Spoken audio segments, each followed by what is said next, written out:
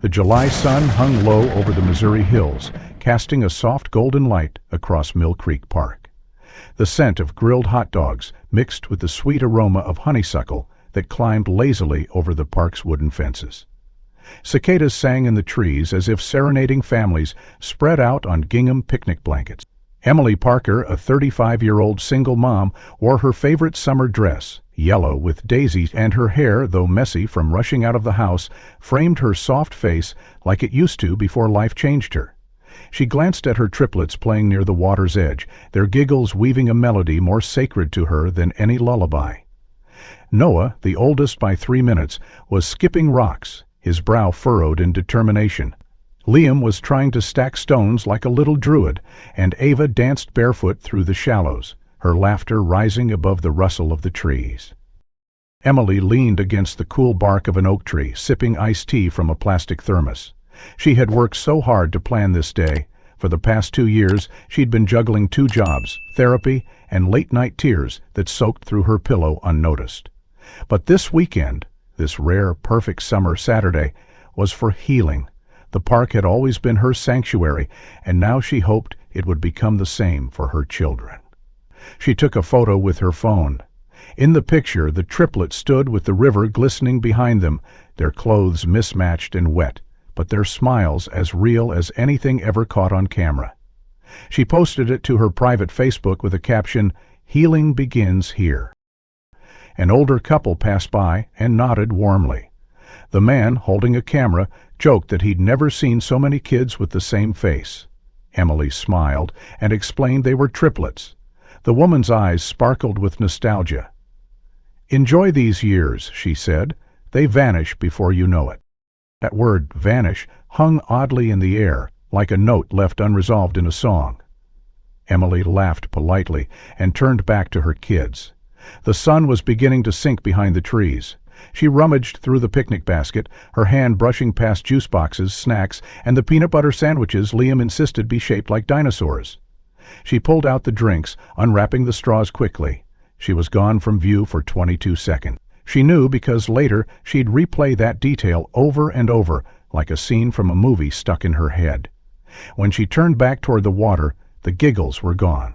So was the splash of feet, so was the bright yellow pail Ava had used to collect stones. Emily blinked, confused. Maybe they were playing a trick. She called out, "Noah? Ava? Liam?" No answer.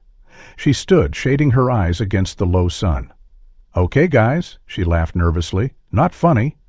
Still nothing. Her heartbeat ticked up. She walked briskly toward the riverbank. A pair of Liam's sandals lay in the mud. Nearby, Ava's tiny pink hair clip gleamed like a jewel. The water, once playful, now looked murky and wide. She sprinted along the shoreline, yelling their names louder, searching for a flash of color, a head bobbing above the water. Anything.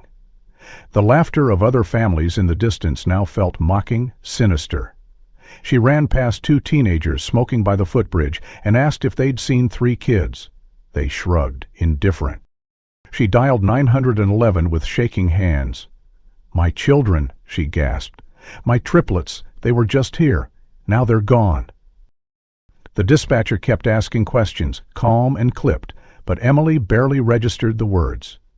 Park rangers arrived first, then the local police. Within an hour, the area was roped off with yellow tape. Helicopters buzzed above. Divers entered the river. Emily stood wrapped in a blanket someone had given her, trembling, her eyes scanning the crowd like maybe the kids would just walk up, giggling, soaked and mischievous. They didn't. A search party was organized before nightfall. Volunteers from town joined the effort, walking through thickets, checking under picnic tables, even crawling through culverts. Emily answered questions through sobs. Where were they last seen? What were they wearing? Had she seen anyone suspicious? There was no sign of them, no screams, no struggle, no footprints beyond the water's edge.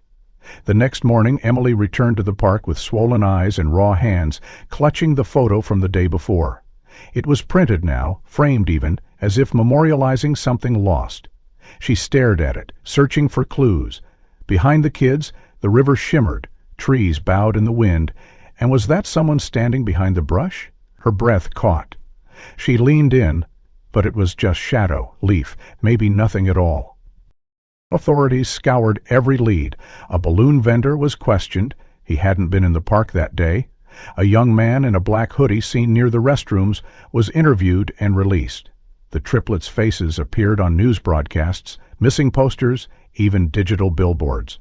But days passed, then weeks, then seasons. Emily withdrew from public life. She couldn't go back to work, couldn't sleep more than 2 hours a night. She kept the children's bedroom untouched, Noah's astronaut bedspread, Liam's tower of animal encyclopedias, Ava's unicorn lamp still glowing pink in the dark. The toys gathered dust. So did the hope. By the end of the year, the case was cold.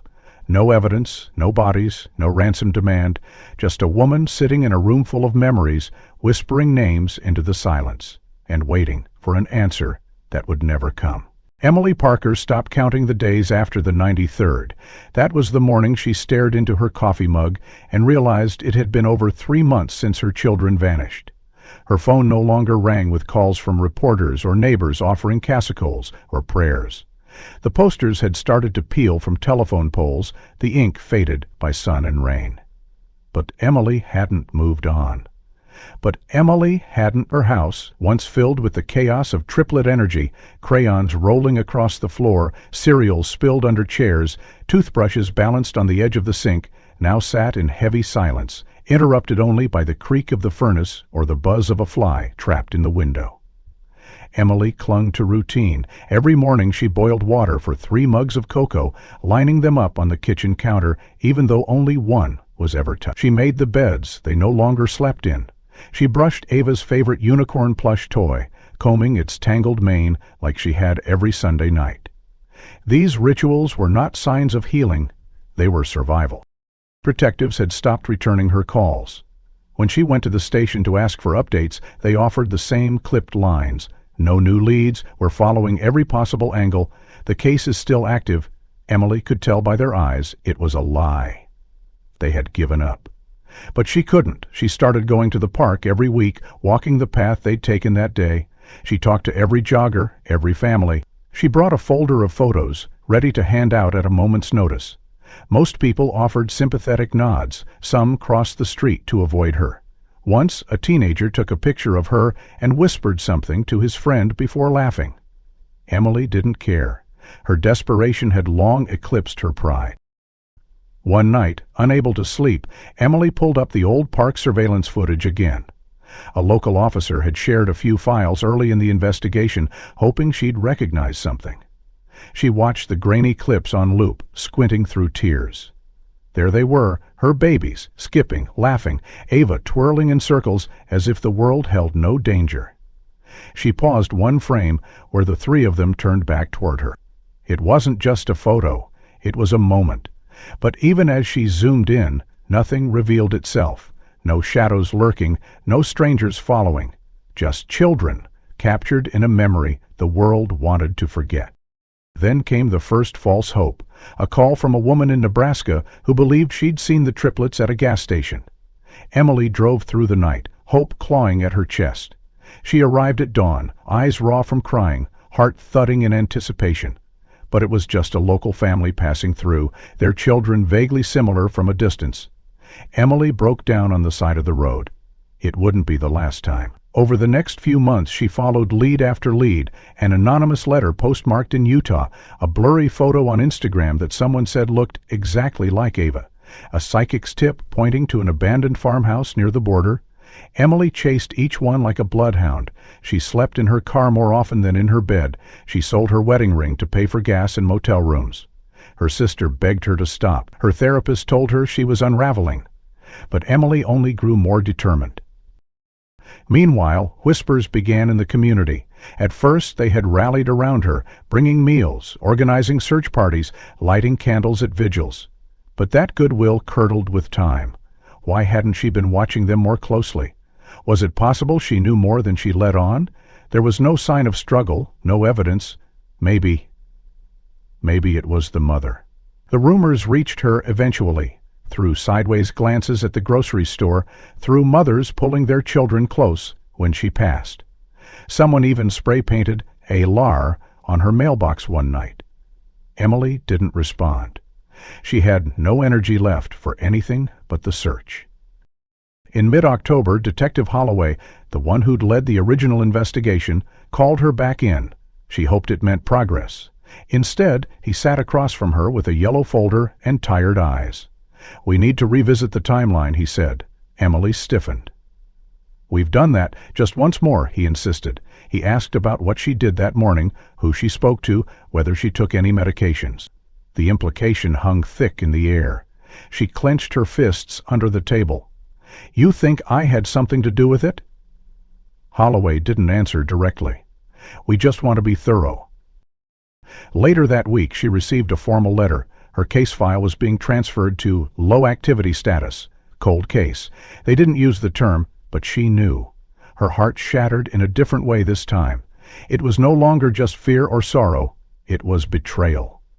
The system had abandoned her, and so had the people she once considered friends. Then came the man with the balloons, a detail from the first day, mentioned offhand to police. Emily remembered him clearly now.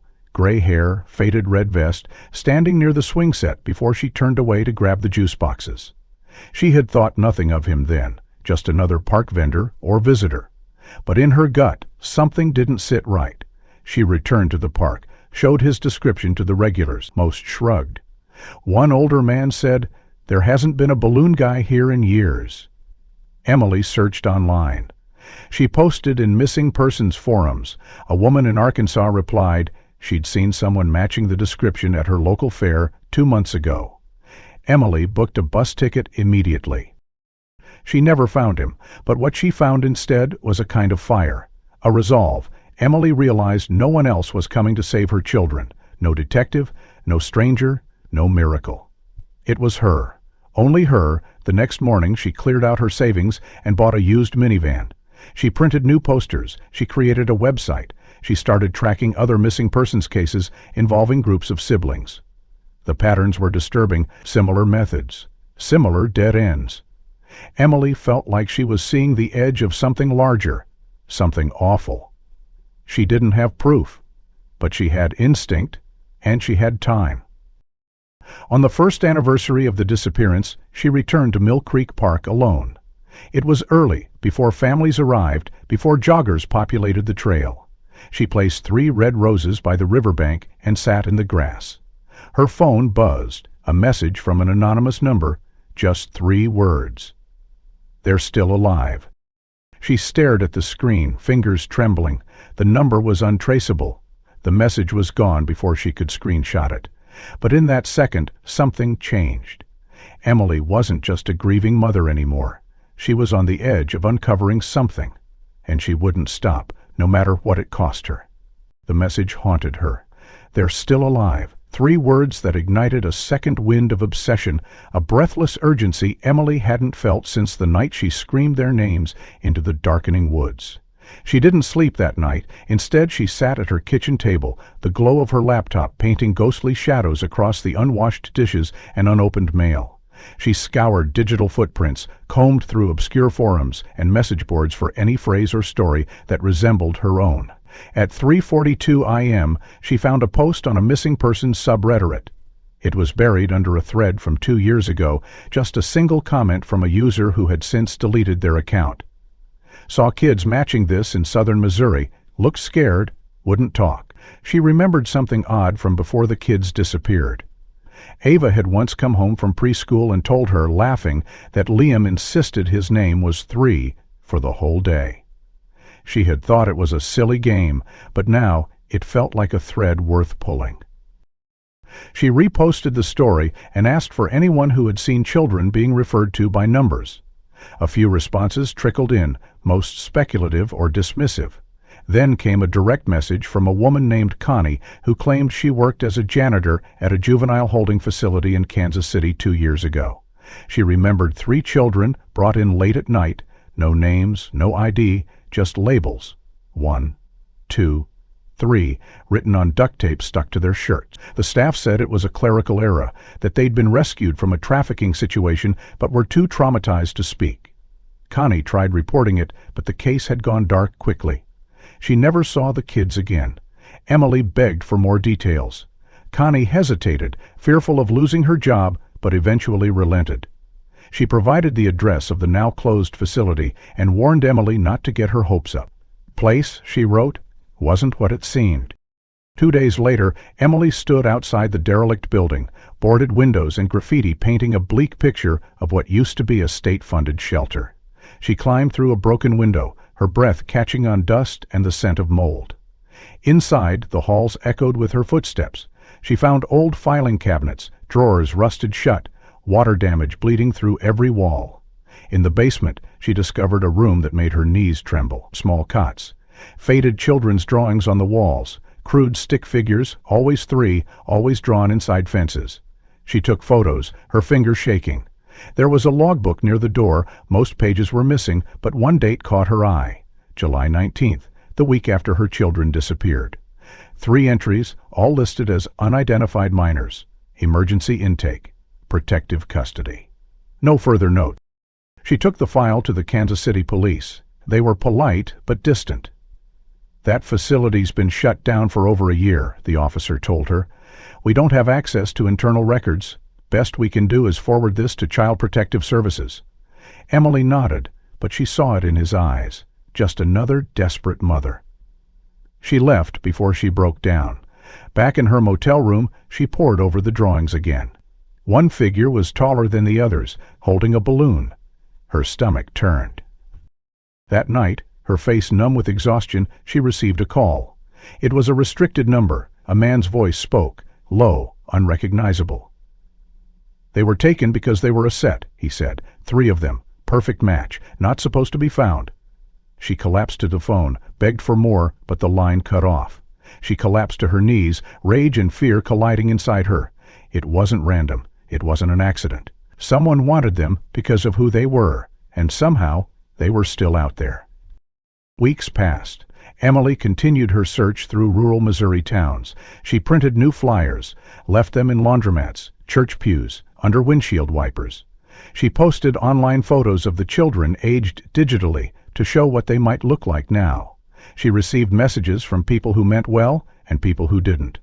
One woman swore she saw Ava in a choir in Tulsa. Emily drove 6 hours overnight, only to discover it was another child. The family was kind, offered coffee, even prayed with her. But the sting didn't fade. Another dead end. Back in Mill Creek, Emily faced silence. Her once bustling hometown had turned ghostless in its indifference. The neighbors no longer spoke to her. Parents looked through her, embarrassed by the reminder of something too painful to entertain. Even the pastor at her church had subtly suggested she begin the journey of acceptance. But Emily couldn't. She knew what acceptance meant, burying 3 children without bodies, without truth, without justice. That was something she would never do. Then came a different kind of lead, digital, eerie. A teenager posted a video on TikTok from a defunct amusement park outside Springfield. He'd been filming an abandoned house of mirrors, panning across dusty glass and broken lights. In the background, near the far corner of the frame, 3 blurred figures could be seen. It was what one of them was wearing, a faded red hoodie with a tear on the sleeve. She had sewn that tear for Liam the week before they vanished. The video went viral. Conspiracy theories flooded the comments. Some said it was staged, others claimed it was ghosts, but Emily didn't care. She recognized the hoodie. She emailed the boy who posted it and realized, shocked to learn there was a real story behind the video.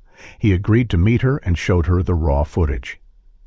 The figures were more visible there. One of them, possibly Ava, turned briefly toward the camera, and Emily gasped. The nose, the eyes.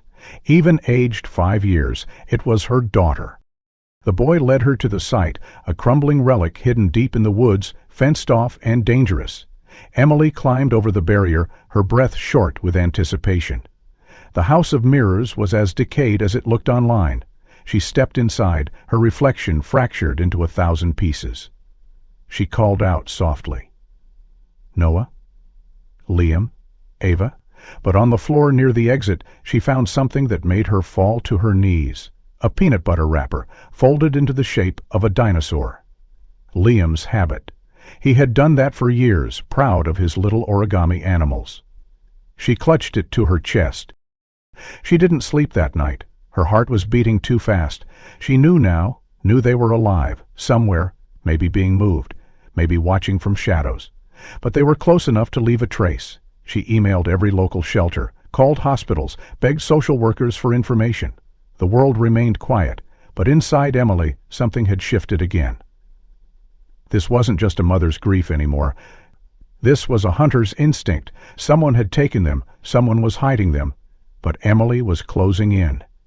Emily had become a machine, not the soulless kind built from steel and wires, but the unyielding, sleepless kind forged from grief and defiance, the kind that wakes up each morning not with hope but with purpose, a sharp, hot thread running down the spine that refuses to loosen its grip.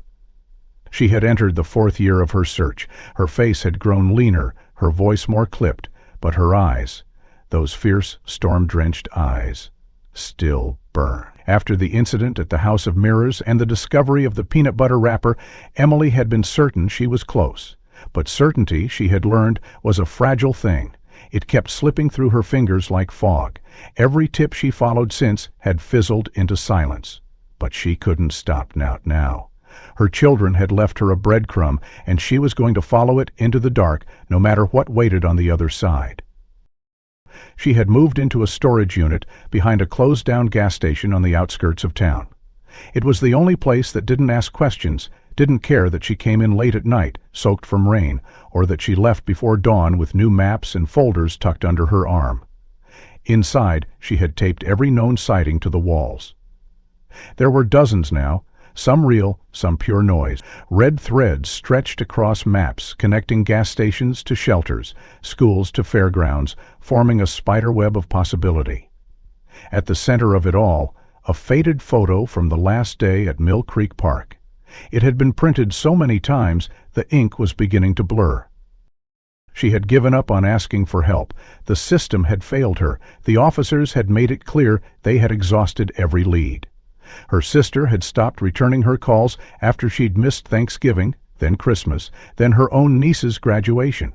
Even the true crime podcasts that had once featured her story had moved on to fresher tragedies. Emily had become a cautionary tale, a reminder that not all endings arrive with closure. But she didn't care. Her children were out there. She knew it. She felt it in her bones. Something else was keeping them from coming home. Something invisible, organized, calculated. One night, she drove to a diner 3 towns over and waited until 2 a.m. to meet a man who had emailed her under the name Marble. He claimed to have worked security for a private transportation company that specialized in moving sensitive individuals. He told her, under the flickering light of a cracked neon sign, that sometimes children were delivered with no names, just numbers. He wouldn't give his real name, wouldn't be recorded, and said if she repeated his words, he'd vanish. But he handed her a worn manifest from 4 years earlier. 3 children listed as N1, N2, N3, picked up in Missouri, delivered to a private medical facility outside Shreveport, Louisiana. The initials matched her kids at Noah, Liam, Ava. Emily didn't hesitate. She drove through the night, arriving at the address in the gray pre-dawned haze. The facility was surrounded by gates and a fence that buzzed softly with electricity. A private property sign warned against trespassing.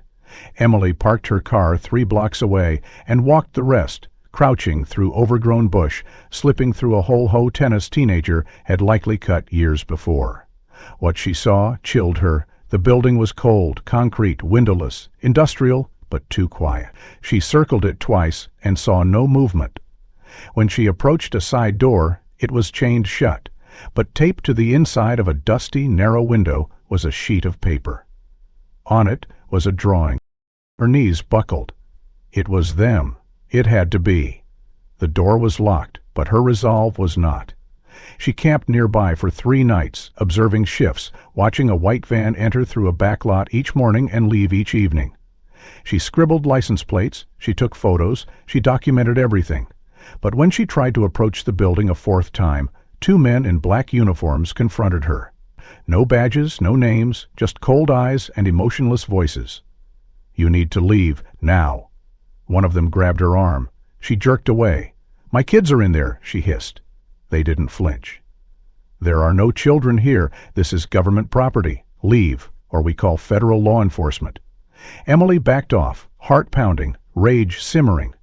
They weren't just hiding her children, they were protecting whoever had taken them. That night, she sent all her evidence to an investigative journalist she had met years ago, a woman named Claudia who had covered child welfare corruption in Texas.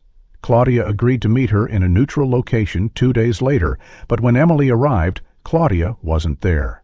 Instead, she received a message from an encrypted number. "Back off, you're being watched." Attached was a photo of Emily standing in the diner parking lot with marble, taken from a distance, blurry but unmistakable. She nearly vomited. Someone had been tracking her movements. Policy paranoia seeped into her bones. She changed motels every 2 nights. She stopped using credit cards. She ditched her cell phone and started using burner phones.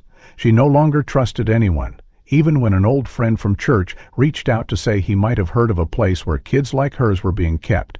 Children with no paperwork, no birth certificates, only numbers. Emily hung up the phone without replying. Trust had become a currency she could no longer afford. Still, the fire inside her hadn't dimmed. She returned to the park on the 5th anniversary. She didn't speak, she didn't cry. She simply sat near the same tree, the one she had leaned against that morning with her thermos of iced tea, and waited. She wasn't sure for what. Maybe a sign, maybe just to breathe the same air her children had last known. As the sun set, she stood and turned to leave. That's when she noticed it. On the base of the tree, freshly etched into the bark, were 3 numbers. 1, 2, 3. Her hands flew to her mouth. They had been here. Someone had brought them here. Or they had come themselves. Or someone wanted her to know they remembered. Emily collapsed into the grass, heart thrumming like a war drum. It wasn't over. They were reaching back. She just had to find the next message. Emily no longer lived in the world most people recognized. She had crossed some invisible threshold between ordinary and obsessed, a border that few noticed until it was too late to come back. Her days were measured not in hours but in patterns, in routes taken at last forgotten places. After discovering the etched numbers at Mill Creek Park, 1, 2, 3, Emily spent days replaying everything. The stroke pattern of the carving, the weathering of the bark, even the depth of the cuts.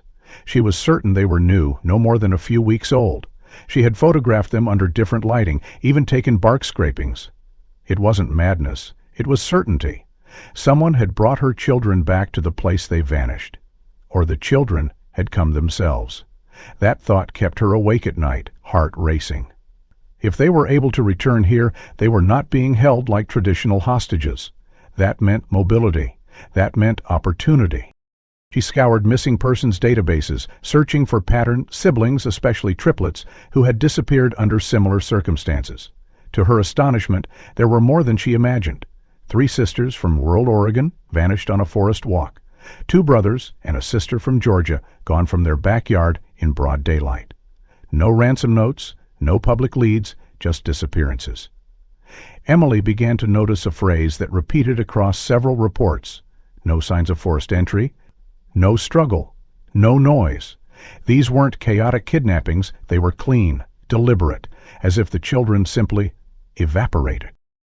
The journalist Claudia, who had gone silent after warning Emily she was being watched, suddenly emailed from an anonymous account. Attached was a photo, a scanned copy of a child's drawing discovered by a cleanup crew at an abandoned group home. Their drawing showed 3 kids in a cage, guarded by people in gray coats. There were wires on the ceiling, and scrawled along the bottom were 3 numbers, 1, 2, 3. Emily's hands trembled as she printed the image. The hair on the children, their clothing, it was rough, childlike, but one of the figures held a tiny plush unicorn with a pink mane. Ava's, the very same plush she'd left in the backseat of the car the morning they vanished. Claudia had included a note. "They were here. I don't know where they are now, but I'm still looking. You're not alone." Emily stared at the words until her vision blurred. For the first time in months, she felt something like hope. Someone else still believed her, someone else still cared. But with that hope came something darker, fear. If Claudia could find this, if she could still dig, it meant they were both at risk. Anyone prying into this mystery seemed to vanish, go silent, or worse. Emily had already severed every tie to her old life, but Claudia had not, and Emily knew this trail was becoming more dangerous. That fear was confirmed 3 days later when she returned to her storage unit to find the door slightly ajar. Inside, nothing was missing, nothing was broken, but the center of her investigation, the wall where she'd pinned the most recent sightings, the red threads. The children's digital age progression images was covered in black spray paint, 3 massive X's. The message was clear: someone had been inside. Someone was watching her. Emily didn't call the police. There was no point. She left everything as it was, took photos, and moved the most important files to a lockbox she buried behind the gas station. That night she dreamt of the children for the first time in years. In the dream, they were older, maybe 10 or 11, standing silently behind a one-way mirror. She could see them, but they couldn't see her.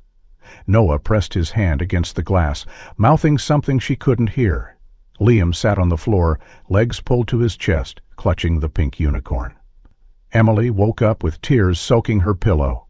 She knew dreams could be tricks of the mind, but this one didn't feel like fiction. It felt like memory, like something she was supposed to understand. Desperate to shake the feeling, she drove to an old contract and extemtive named Gary Hoyt, now running private investigations out of a strip mall in Arkansas. He owed her a favor from a cold case tip she had sent him years ago. Gary was older, half-retired, and gruff, but he respected persistence. When Emily showed him the photo from Claudia and the spray-painted X, he listened quietly, then poured 2 coffees from a denating machine in the corner. "You're not crazy," he said finally, "but you're walking into something buried deeper than you think." He pulled a dusty folder from a filing cabinet and dropped it on the desk. "I've been following disappearances like yours for 20 years. You know what I've noticed? Most of them happen near old government properties, defunct labs, decommissioned research stations, places with no paper trail." Emily's throat tightened. "Are you saying this is government?" Gary shook his head. "I'm saying it's something old, and it's been happening for decades. The children are always the same profile, close in age, high IQ scores, no major health issues, no extended family ties, and they always disappear clean." He handed her a map dotted with pins. Armed with new data, Emily returned to her pattern boards. She started drawing connections between facilities, sightings, and classified research programs from the 90s. She discovered an old project known as Child Echo, allegedly focused on early cognitive stimulation in identical or same-age siblings. The project had been shut down after an ethics scandal, but rumors persisted that it had continued under new names, hidden behind nonprofit foundations or private security contractors. Emily's stomach churned. What if her children weren't just taken? What if they were selected? Then an anonymous letter arrived at the post office box she had opened under a false name. It contained one item: a laminated visitor pass to a place called Harlow Institute, located in rural New Mexico, dated 3 weeks prior. On the back was scribbled a message: "They're kept underground, wait until the power flickers." No return address, no fingerprints, just that single bone-chilling line. She researched Harlow Institute and found almost nothing. No website, no active staff directory, just a 1-paragraph description on an archived government site listing it as a facility dedicated to neurodevelopmental research, now inactive. It had supposedly been closed in 2009, but the pass was real. And it was recent. The institute wasn't closed. It was buried, and it was hiding something, possibly her children. Emily packed her bags with slow, deliberate motions. Flashlight, batteries, map, recorder. Claudia hadn't responded to her emails in over a week. She feared the worst, but she couldn't delay. She had to see for herself. She drove for nearly 16 hours straight, crossing into New Mexico under cover of night. When she arrived, the Harlow Institute looked just like it had on the faded satellite image. Overgrown, sealed, a ghost building. But as she stood there under the starlit sky, she saw it. A flicker. The light in the east wing blinked twice, then went dark again. Emily exhaled slowly. It had begun. The Harlow Institute loomed before her like a monument to silence, a concrete shell draped in the darkness of the New Mexico desert, its edges softened only by sand and time. Emily stood with her back against the passenger door of her van, watching the building as though it might breathe, twitch, blink. The laminated visitor pass still rested in her pocket, smooth and cold against her fingers, and the words scribbled on the back. For hours she waited, crouched behind a ridge of rock and sand, her body stiff and trembling. Then, just past 2 a.m., a faint pulse of light blinked through a narrow basement window on the east wing of the building, the same flicker she had seen when she arrived. Once. Twice. Then darkness again. That was the signal. Emily moved fast but low, crouching behind brush, her flashlight tucked in her sleeve, a small crowbar strapped to her back beneath her jacket. She approached a rusted door partly hidden by what looked like collapsed fencing and dead vines. The pass worked. The panel beeped, the lock clicked, and the door opened inward with a groan of old metal. Inside, the air was dense, stale, tinged with the faint metallic scent of aged wires and damp concrete. The narrow hall led to a stairwell that descended into cold, silent earth. Emily didn't hesitate. The underground corridor stretched longer than she anticipated, flanked by closed metal doors, each labeled with faded letters and codes she couldn't decipher. As she passed each one, she paused briefly, pressing her ear against the cold surface, but no sound ever came. The silence was oppressive. Finally, at the end of the hallway, she found a room marked Archive B. The door was unlocked. Inside were rows of cabinets, filing systems built into the walls, and boxes stacked carelessly like forgotten memories. Dust clung to everything. She opened the drawers, scanning for names, project titles, anything familiar. Lists, form stamped Discobec, urgent, inventory lists, form stamped Discobec, Class L. She found it. 3 files, N1, N2, N3. Inside were photos. Her children, younger, barely 8, but unmistakably them. Ava's curls, Liam's wide eyes, Noah's serious mouth. The photos were tagged with notes, observed for synchronization contract, promising.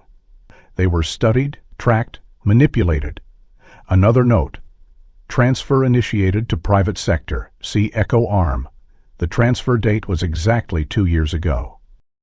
She took photos of everything, snapped images of the files, the room, the labels on the cabinets.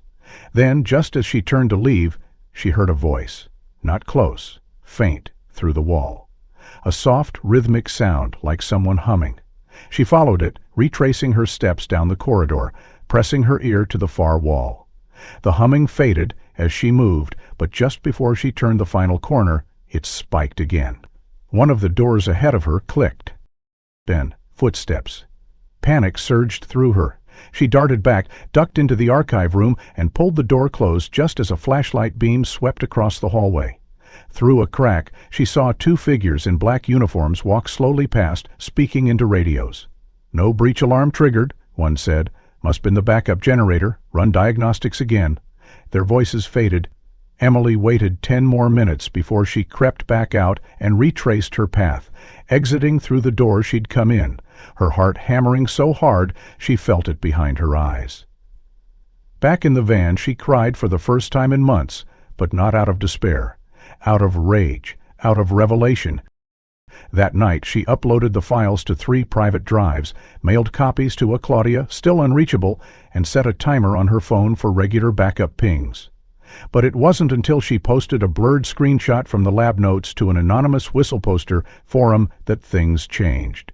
The post went viral in hours. Within a day, a TikTok user named @FeralFrequency had stack-stitched an image into a video titled, "Did these 3 kids get taken by the government?" The video showed footage Emily had never seen, aerial drone clips of the Harlow Institute taken 6 months earlier, zooming in on the East Wing. Then it transitioned to photos, blurry and shaky, from a car window driving past what appeared to be a transport van with tinted windows.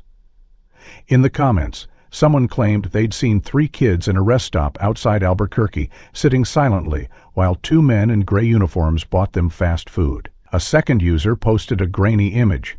The back of one child's hoodie was visible. It was red, with a stitched tear on the left sleeve. Liam's hoodie. Emily gasped. It had to be real. The video hit 2 million views in less than 48 hours. A thread unraveled. More people came forward. A former nurse said she once worked in a pediatric trauma facility where children arrived with no names, just tags. Another said she'd seen similar cases classified under external family safety embargo, a phrase Emily had never encountered before. She Googled it. Nothing, but the phrase popped up in redacted FOA documents tied to now-defunct agencies. Claudia finally responded via secure message. She'd gone underground after receiving threats but confirmed everything Emily had posted checked out. I believe you, but you need to be careful. If the children are still being moved, there's a reason. They're not lost. They're being protected or hidden. Emily sat with that thought. Hidden, protected. From what or from whom? Her children weren't missing anymore. They were deliberately erased, as if their identities had become dangerous. She reread the line from the lab report. Residual bond activation. Were they still connected? Still trying to reach her? Still remembering? Emily began researching neurological studies on sibling empathy and nonverbal communication. It sounded like science fiction. But the files said otherwise, and she had seen the signs.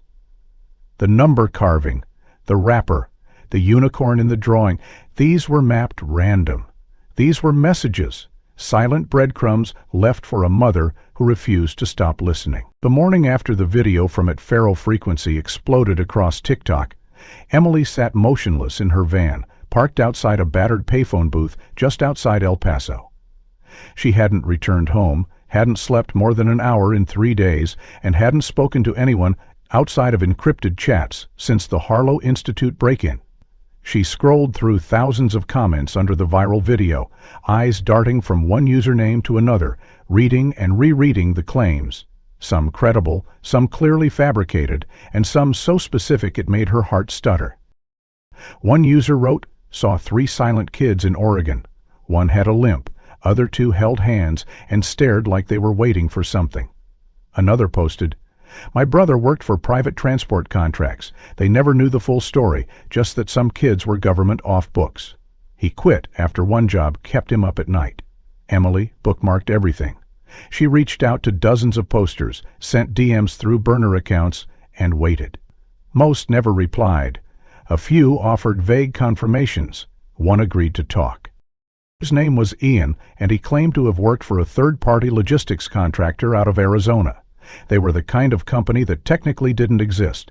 Paper shells, temporary phone numbers, payrolls that disappeared. Emily met him in a hotel parking lot in Tucson, midday, in full view of a gas station security camera, just in case. Ian looked young but worn, the type of man who smoked too much and never looked anyone in the eye. He didn't sit right away. "I'm not a bad person," he said. "I didn't know what I was doing until it was too late." Emily said nothing. She waited. He went on to describe a run he'd done 2 years ago. 3 kids, all quiet, all strapped in with modified restraints, moved at night from a decommissioned medical wing near Flagstaff to a private airstrip. There was no manifest, no paperwork. The instructions were simple. No names, no questions, and under no circumstances should he engage with the cargo. He broke protocol once. One of the kids, maybe a boy, maybe 9, dropped a folded piece of paper. Ian picked it up when no one was looking. It was a drawing. 3 stick figures. One wore a crown, one had a dinosaur, one held a star. They weren't just kids, he said. They were trying to remember who they were. Emily's throat went dry. She showed him the photo of her triplets from Mill Creek Park. Ian turned white. "That's them," he whispered. "It's them. I swear to God, I saw them." She pressed for more, but Ian panicked, eyes scanning the parking lot. "They're watching everything now. After that TikTok went viral, I've had 2 people tailing me. My landlord asked if I was in trouble. My internet keeps glitching. My emails bounce back. This isn't some random case, lady." "You're chasing ghosts built by the system?" He left before she could ask anything else. The fear clawed back into her. Not fear of death, Emily had made peace with danger, but the fear of getting close only to lose them again, of watching the trail vanish into dust one more time. That night she tried contacting Claudia again. No response, no updates, just silence. Then on the second night, a USB stick arrived taped beneath the windshield wiper of her van. No return label, no explanation. Just one word carved into the metal with something sharp. Listen. She drove 10 miles before plugging it into a burner laptop. The folder contained 4 audio files and a set of coordinates. The first clip was static and shuffling, the second, quiet humming. The third, Emily froze. Child voice. Mom. The fourth voice was clearer, a girl. Emily covered her mouth, stifling a sob that came from a part of her soul she thought had long since gone silent. She played it again. Ava. It was Ava. It was older, yes, more mature, but unmistakable. She listened a dozen times, memorizing the inflection, the pause, the breath between words. The coordinates led her to a remote wooded area outside Santa Fe. When she arrived, the spot was eerily quiet. No buildings, no people, just a tree, tall and skeletal. At its base, a metal lunchbox half buried in earth. She dug it up, heart pounding, hands shaking. Inside was a notebook, each page covered in drawings. Ava's unicorn, Liam's dinosaur, Noah's space shuttle. Some pages showed maps. Symbols, dots connected by red crayon lines, but one image stopped her. A drawing of a woman, thin, tired eyes, wild hair. A line underneath read, "She's looking." They knew. They knew she hadn't stopped. They were still waiting. Emily returned to her van and collapsed into the seat. That night she recorded a video, not polished, not edited, just her voice, her story, her face. She uploaded it anonymously to the same forum where the TikTok had taken off. Within hours it was mirrored across YouTube, Reddit, X, and independent sites. The story hit the algorithm like wildfire. Thousands of parents of missing children commented. Whistleblowers began posting under cryptic usernames, sharing fragments of similar cases. Former child psychologists, ex-contracted drivers, even one retired Department of Health official who claimed funding for longitudinal sibling-based cognitive research never stopped. It just changed name. The FBI, pressured by the wave of media scrutiny, released a public statement. We are aware of viral claims related to historic missing persons cases. At this time, no verified information has linked these claims to ongoing investigations. It was the most indirect acknowledgement possible, but it was still a crack. Emily could feel it, pressure was building, the world was paying attention, her phone buzzed constantly now. Journalists called, podcasters emailed, true crime shows offered money. Emily refused them all. This wasn't for entertainment, it was survival. It was justice. It was a mother refusing to be erased.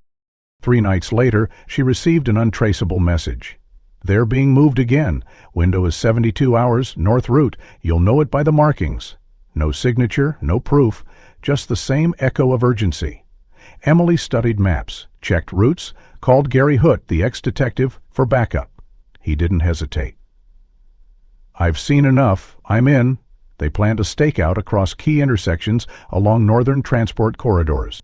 Using everything she'd gathered, timing, traffic cams, predictive modeling, Emily pinpointed a likely checkpoint, a rural way station just before the Colorado border. At 3:06 a.m., a van approached. White, government tags, tinted windows, markings on the bumper, 3 dots in a triangle, faint but visible. Emily's heart nearly stopped. She and Gary followed at a distance. When the van pulled into a rest area, they parked 2 lots away. Emily grabbed her phone, zoomed in, captured every frame, and then the door opened. For a second, she saw a figure inside. Thin, long dark hair, looking out the window. Their eyes met, and though time stopped, though nothing else existed, Emily knew. It was Ava, her daughter, alive, watching. For days after that van pulled into the rest stop and Ava's face appeared behind the tinted glass, Emily couldn't think, couldn't sleep, couldn't stop watching the footage she'd recorded. Frame by frame, second by second, she replayed that fragile moment when mother and daughter locked eyes across the divide of freedom and captivity. It had lasted less than 4 seconds, a brief flash before the driver noticed her van and pulled away, disappearing down the highway like smoke in the wind. But it was enough.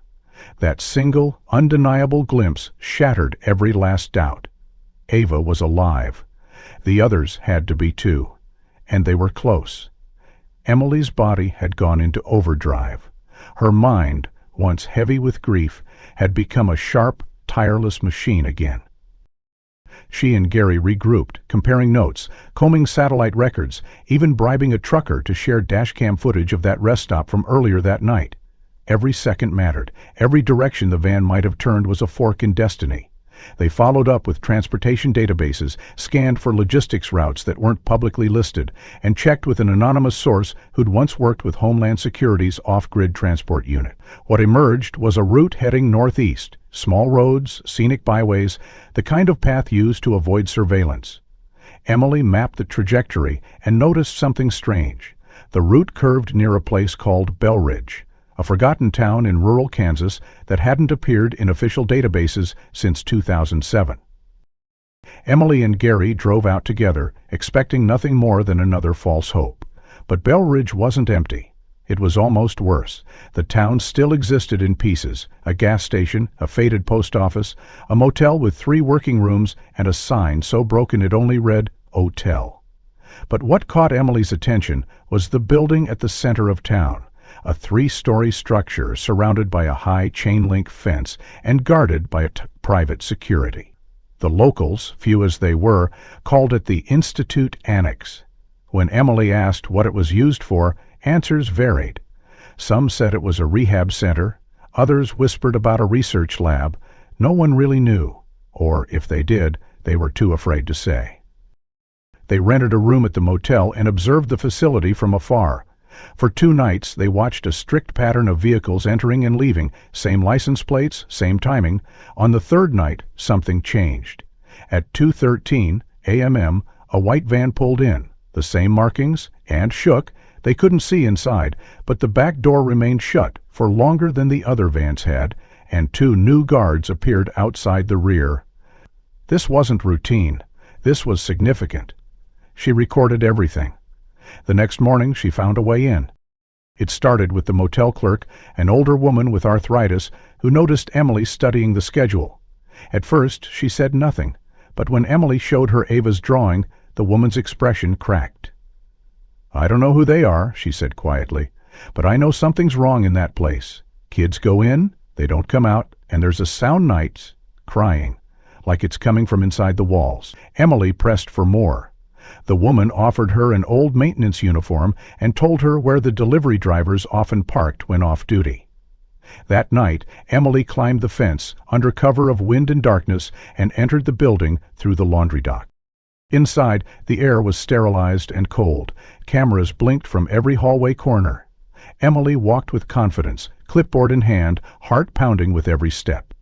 She followed the corridors downward, always downward, past locked doors and coded panels, until she reached a level labeled R3. A sign nearby read, "Authorized caretakers only."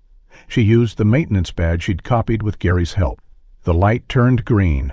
The door opened. What she saw changed everything. It was not a prison. It was not a school. It was a simulation. The space was designed like a suburban neighborhood, rows of doors painted like housefronts, fake mailboxes, artificial sunlight pumped through panels in the ceiling. And in that eerie manufactured normalcy, she saw them. Children. Walking in pairs, some playing in the courtyard, others sitting under a fabricated tree reading. All quiet. All oddly synchronized. None of them showed surprise. None of them laughed. Their movements were precise, as if rehearsed. A caretaker approached a boy who had dropped a toy, and the child froze for a moment before picking it up without a word. Emily couldn't move. This wasn't a facility, it was a behavioral maze, a long-term experiment in control. She ducked behind a planter as footsteps approached. That's when she saw him. Noah, taller now, his hair grown out, his shoulders broader, but it was him. He passed within feet of her, his face distant, eyes dulled by whatever training or conditioning he'd endured. Emily felt a scream claw at her throat, but she swallowed it. One wrong move could end everything. She pulled back, documented what she could, and retreated. It took her 3 hours to get out of the building. Back in the van, Gary waited. "You saw them, didn't you?" he asked. She nodded, tears finally spilling down her cheeks. "Noah, and others. They're in there, Gary. They're being trained, reshaped, controlled. Like they were running out of time. The longer the kids stayed in that place, the further they slipped from who they really were." Emily knew the next step would be dangerous. Getting in had been a miracle. Getting them out would require a plan, allies, and leverage. She uploaded the footage to a secure drive and drafted a digital dossier. Then she did something she hadn't done in years. She sent a letter. A physical letter addressed to a powerful ally from her old life, someone she'd avoided contacting until now, Senator Eliza Rayburn, a woman who had once been her college roommate and who now sat on the Intelligence Oversight Committee. The envelope included a flash drive, a copy of the drawing from the lunchbox, and one sentence written in Emily's trembling hand. "They are still alive. I have proof." Emily mailed the letter just after sunrise, hands trembling as she slipped the envelope through the secure Dropbox in a government post center 2 towns over. She'd spent all night crafting it, reviewing the footage again and again, selecting the clearest images, the most damning audio, and that heartbreaking scan of Ava's drawing. Her note to Senator Eliza Rayburn was brief but blistering with urgency. A cry not just from a desperate mother, but from a woman who had crossed into the forbidden truth and lived to tell of it. Emily had no guarantee Eliza would even open it, much less believe what it contained. But she had nothing left to lose. What came next would either expose everything or seal the silence around her children forever. She drove back to Bell Ridge in silence, the hum of the engine the only sound accompanying her thoughts. Gary sat beside her, eyes bloodshot, jaw tight, his fingers anxiously tapping a beat against the dash. They both knew the risks now weren't just legal or logistical. They were existential. Whatever system had taken her children and built that terrifying replica of a town in the Institute Annex wasn't operating with oversight or mercy. It moved through shadows, wore the mask of care, and used protocol as its shield. That made it all the more dangerous. They reached the motel just before noon and found the door ajar. Inside, nothing had been taken, but the place had been touched. Their maps were moved. The drive they'd hidden under the floorboard was gone, and scrawled into the mirror above the sink, written in red lipstick like something from a horror film, was a phrase neither of them would forget. She saw too much. Gary went pale. Emily didn't flinch. "It means they know we know," she said, her voice low like she was swallowing steel. "It means they're scared. Rather than flee, they went underground." With help from Claudia, who had resurfaced via encrypted message after weeks of radio silence, they moved to a safe house near Omaha, a cabin wired with signal jammers and stocked with backup batteries and burner tech. Claudia sent a warning with her message. 2 sources inside DHS confirmed someone's looking for you, and it's not standard procedure. Whatever you uncovered, it's above clearance. Emily absorbed the words with a grim resolve. She had been chasing shadows for 17 years. Now, finally, the shadows were starting to chase her back. For the next 48 hours, she monitored every digital channel she could. Then, on the 3rd morning, her phone buzzed with a private message from a contact she didn't know. The name read only as Observer. The message: "They're moving the kids again. You have one chance." A link followed, surveillance footage of the annex hidden loading bay from just hours earlier, 3 children being escorted under heavy guard, one stumbling slightly. Emily's breath caught. The boy who stumbled was Noah. She knew that lean frame, the awkward gait that hadn't changed since he was little. It was him. He was alive and on the move again. Gary scrambled to start the car while Emily traced the vehicle ID and tracked probable exit routes. They guessed right. The convoy didn't take the interstate. It moved quietly through old farm roads, sticking close to fields and empty towns. Emily and Gary followed from a safe distance, blending in behind a line of trucks and dusty sedans. The caravan stopped at a compound tucked behind rows of cornfield fencing, a place listed on no registry, no business in. It had no signs, just a gravel driveway and perimeter cameras. Gary parked them 2 miles out. They hiked the rest. As they crouched behind a hedgerow near the northern fence, Emily whispered, "This is where we do it." Gary nodded once. One shot. Using a drone disguised as a falcon, a gift from a tech-savvy contact they'd met through Claudia's network, they surveilled the property. Inside the compound, the children were split into small groups and kept inside what looked like modified trailers. Movement was routine. Guards, schedules, food deliveries. But no joy, no voices, just the mechanical rhythm of an operation well rehearsed. On the second day, the break came. A brief power surge knocked out one of the perimeter cameras for exactly 57 seconds. Not long, but long enough. Gary created a diversion with a staged engine fire down the road, and while the guards were distracted, Emily slipped through the fence, using a gap she'd noted earlier in the drone footage. She moved quickly but silently, dodging beams and shadows, heart pounding louder than her own footsteps. She reached one of the trailers, the one she'd seen Noah led into, and peered through the narrow side window. Her breath caught. There he was, sitting at a table, hands folded, eyes fixed on a spot on the wall. He looked older, yes, but not changed beyond recognition. Her son. Her boy, just a few feet away. She knocked lightly on the pane, a rhythm she'd used when tucking them in as toddlers. 2 taps, pause, 1 tap. Noah blinked, turned slowly, then froze. For a full 3 seconds their eyes locked. Recognition was slow, but it came. His lips parted. He rose, unsure. She saw his mouth move. Mom? Then everything erupted. Alarms blared, lights burst on across the compound.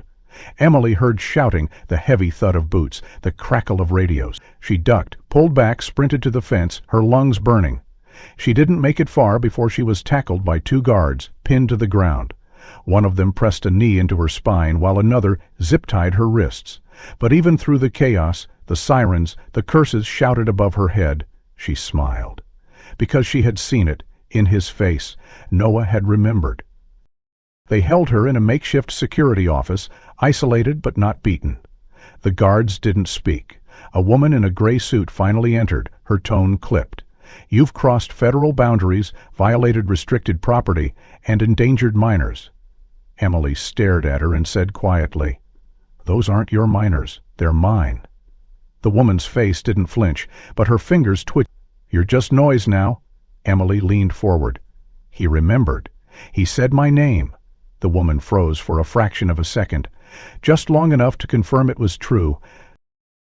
Later that night, Emily was blindfolded, escorted off the property, and dumped at a bus station 4 towns over with nothing but a warning: disappear. But as she sat on the cold bench, blood still drying on her lip, she clutched something she'd hidden in her jacket, a photo. It had fallen from the table in Noah's trailer.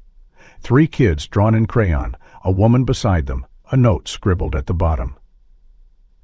She never stopped looking. It was enough to make her sob. Amy didn't return home after they released her at the bus station because home no longer existed the way it once had. Her old life had been torn into pieces, scattered across years of silence, deception, and absence. But she was still here, still standing, still a mother. What she did instead was vanish, not in the way her children had. She spent the next 6 weeks rebuilding everything the guards had taken, mapping her next move in the shadows, reaching out to the network Claudia had grown into a full digital fortress. That network had grown rapidly since the footage of the simulation town had been leaked online through an anonymous drop. It was a fire no one could smother, and though authorities denied everything, people were beginning to question. Parents of other missing children came forward. Former officials suddenly remembered old files. Senators faced questions they could no longer dodge. Emily watched it unfold with a cautious hope, knowing truth was like water, it always found its way through the cracks. And then something shifted. A journalist from an international outlet contacted her, claiming he had been given a document dump from an anonymous whistleblower that proved the existence of a program codenamed Echo. It contained budgets, internal memos, psychological conditioning protocols, even references to her children by number N1, N2, N3. The journalist had tried to verify it through official channels, only to find every line led to a dead end or sealed court order. But he believed her. He wanted her story. Emily refused to appear on camera, but she gave him everything. Images, logs, the drawing from the lunchbox, the audio of Ava's whisper. The story aired, and within 3 days, the impossible happened. Senator Rayburn called her. The voice on the other end was shaky but firm. Eliza hadn't believed the letter at first, but the evidence, the pressure, and a recent internal leak had changed that. She couldn't say much over the phone, but she gave Emily a date, a time, and a location. "You'll want to be there," she said, "and come alone." The meeting point was an alley in downtown Denver, tucked between 2 brick buildings behind an old theater. Emily arrived early. She wore black, her hair pulled back, her nerves so taut they might have snapped if not for the resolve that had grown like armor inside her. A black USU pulled in at 10:03 IEM, followed by a second vehicle with tinted windows. Eliza stepped out first, looking thinner, more weathered than Emily remembered. She said nothing, just nodded. The second door opened. Noah stepped out slowly, followed by Liam, then Ava. They were taller now, older, but it was them, every inch of them. And for a heartbeat, none of them moved, not even Emily, because this was the moment she'd been clawing toward for 17 years. It was here, real, fragile. Liam blinked first, as if waking from a dream. Then Ava ran. No hesitation, no confusion, just pure instinct, as if her feet knew what to do, even if her mind hadn't caught up. Emily met her halfway, dropping to her knees as Ava collided into her arms, sobbing. Liam followed seconds later, and then Noah, slower, almost afraid to believe what he was seeing. But when he got close, his hand reached out and touched Emily's face. And in that moment, whatever programming they'd endured was cracked. He whispered, "Mom?" and she wept. They stood there for what felt like forever, wrapped around each other, 3 bodies molded into one embrace, the years of absence collapsing into a single breath. Eliza turned away to give them privacy, but the guards in the SUV kept watch, their expressions unreadable. Eventually, Emily led her children to a nearby bench. They sat, and she studied their faces, every freckle, every scar, every sign of growth. There were moments of silence, long pauses. Some things had to settle without words. Ava clung to her hand. Liam leaned into her side. Noah sat upright, protective, still processing. Emily didn't rush her. She let them take the lead. Later, Eliza explained what she could. A vote had passed to end the ECHO program under intense scrutiny. A new oversight committee was being formed. The children, those who could be safely returned, would be reintegrated with monitored support. It wasn't perfect. It wouldn't undo the years, but it was a beginning. Emily didn't speak. She didn't need promises. She just needed time. That night they stayed in a hotel together, the first time they'd slept under the same roof in nearly 2 decades. Emily made toast with butter just the way they liked it, and sat beside them as they talked about everything and nothing. Ava remembered the unicorn. Liam remembered the river. Noah, after hours of silence, said, "I used to dream about your laugh." In the morning, they walked outside into the weak sunlight of a world still spinning. Reporters waited, but none approached. Eliza had arranged for privacy. Claudia sent a message.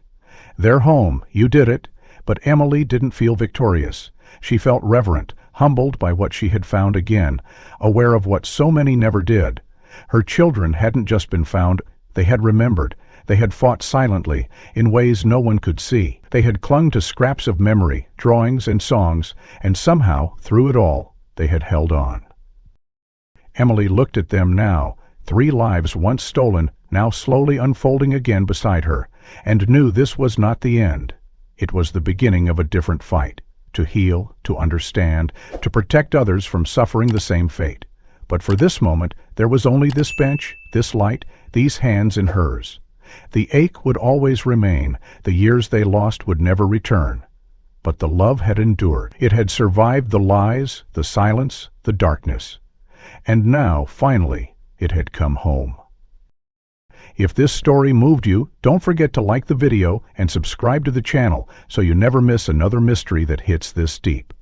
I'd love to hear your thoughts. What part of the story hit you the hardest? What do you think really happened inside those hidden facilities? Drop your theories in the comments.